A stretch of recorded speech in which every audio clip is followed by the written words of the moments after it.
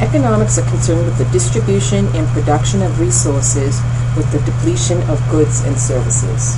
So let's talk a little bit about the principles of economics. So what is supply and demand? Well, supply and demand affects prices. When something is in short supply, the price goes up. When something is plentiful, the price goes down. Efficiency refers to producing maximal output and the effectiveness to the extent to which healthcare goal is met. Microeconomics are the behaviors of individuals and organizations and the effect on prices, costs, and allocations, versus macroeconomics, which focuses on the big picture and the total economy. Measures of economic growth. The most common markers for economic growth are the GNP, which is the gross national product, and this is the total market value of goods and services produced in the U.S., and the GDP, which is the gross domestic product. This is the total market value of the output of labor or property in the U.S. Some economic analysis tools are a cost-benefit analysis, and this is the cost-benefit of an intervention. And cost-effectiveness analysis, this is the direct and indirect costs and savings used in comparing two or more strategies. Does not have dollar value. What are some of the factors that affect resource allocation in healthcare? The uninsured. In 1996, 27% of the population of 37 million were uninsured. In 2009, 43 million under age 65. Most work or are independent workers. Because of eligibility requirements, the near poor are more apt to be uninsured than the poor. The poor socioeconomic status is inversely related to mortality and morbidity due to a variety of factors, such as poverty, low education levels, unemployment, being a child or over the age of 65, and being a member of a minority group. Mortality rate is 3 times more than the middle class. Access to care issues include inability to afford health care, lack of coverage or payment by insurer, pre-existing conditions, practitioners refusing the insurance plan.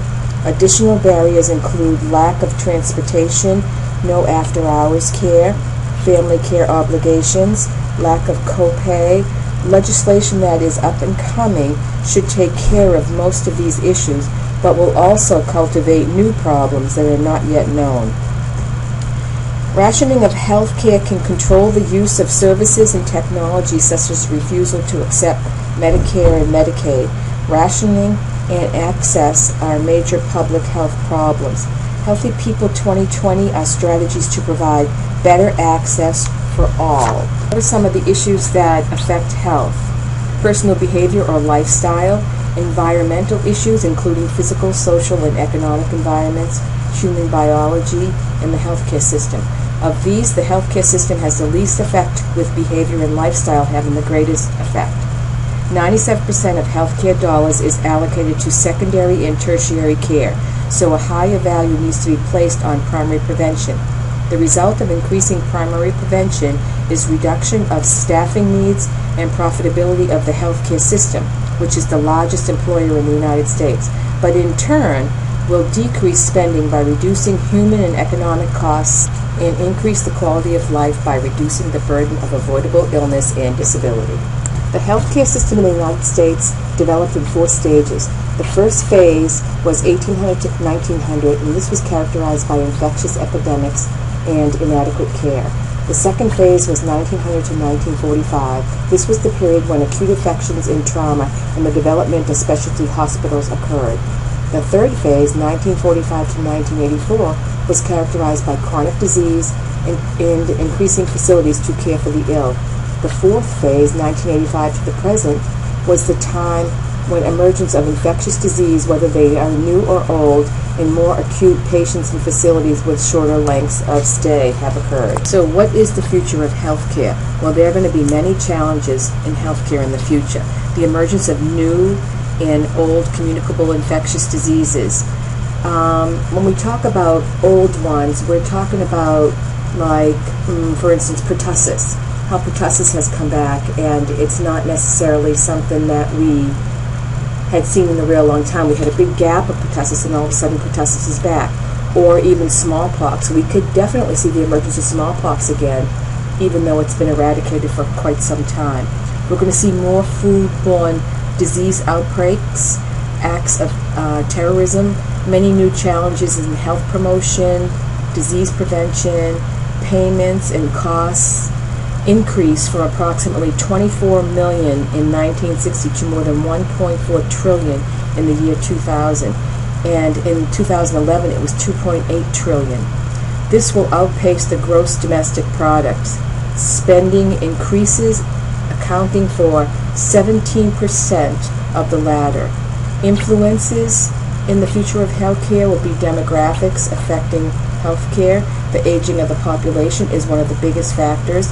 Technology and intensity increases cost of care, requiring extra training, requiring replacement frequently. Administrative costs are going to go up. Chronic illness presently accounts for 75% of the total healthcare spending. In financing, there'll have to be public support for healthcare financing, and there'll be private support for healthcare, such as insurance, employers, managed care, individuals. And what about Medicare versus Medicaid?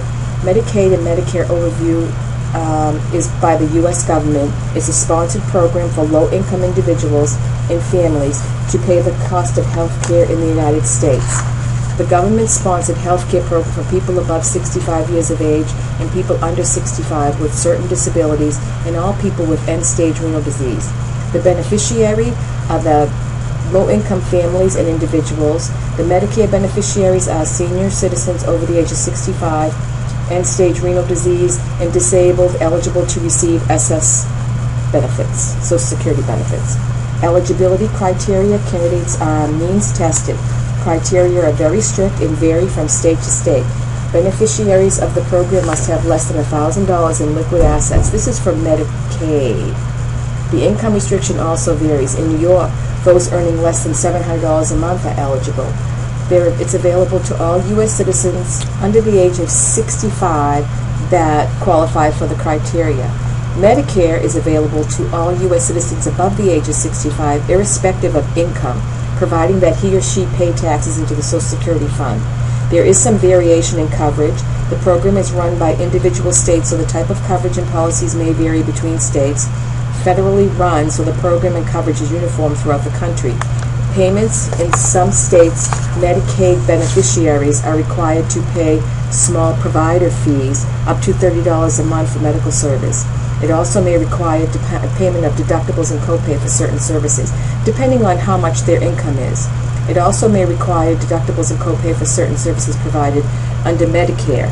Medicare reserves the right to refuse to pay for treatments it deems unnecessary, and recently Medicare has changed some of the things that they used to pay for, like falls in hospital or hospital-acquired infections. Funding: usually it's 50% of the federal government and 50% state sponsored. Federal government may contribute less in wealthier states.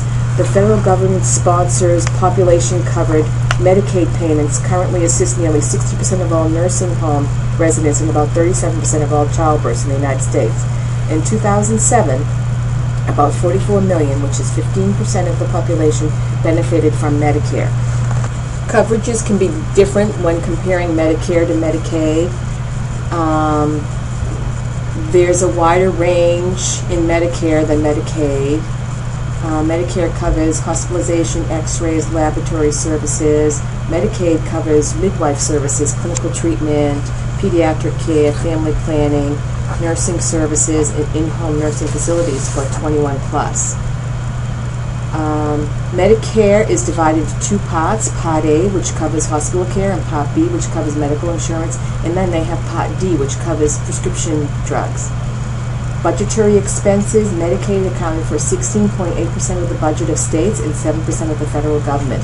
The federal government pays an average of 57% of Medicaid expenses and accounts for 13%, and Medicare accounts for 13% of the federal budget.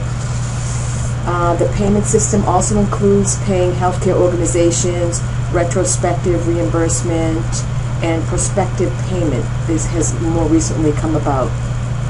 Paying healthcare practitioners Traditionally, it's been a fee-for-service. There is some resource-based relative value scales in capitation, which has actually influenced healthcare a lot. Reimbursement for nursing services, there is reimbursement for NPs and CNSs. So what is the economics and future of community-oriented nursing? The nurse in the community needs to become aware of the costs of nursing services. They need to identify areas of care for safe cost savings. They need to develop knowledge of the relationship between economics and nursing, develop new models of care that are more consistent with cost-saving interventions, and they need to be able to evaluate nursing impact on client outcomes.